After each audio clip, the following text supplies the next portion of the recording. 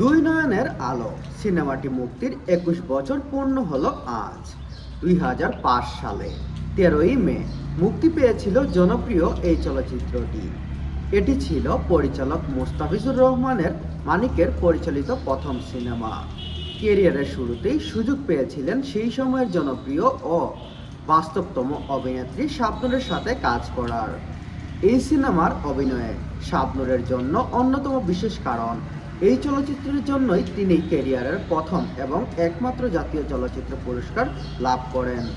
যদিও তার আরও অনেক কাজের জন্যই তিনি এ সম্মাননা পেতে পারেন, কিন্তু শেষ পর্যন্ত দুই নয়নের আলোর মাধ্যমেই সেই স্বীকৃতির আসে। সিনেমাটিতে তার অভিনয় ছিল অন্যতম বাস্তবমুখী এবং এই সিনেমাটি আজও আমাদের দর্শকের কাছে সমানভাবে প্রিয় হয়ে আছে। শাবনূরের এই অভিনয়ের জন্য তিনি আজও বিখ্যাত এবং এই সিনেমাটি আজও দর্শকের মনে ভালোভাবেই জায়গা করে আছে।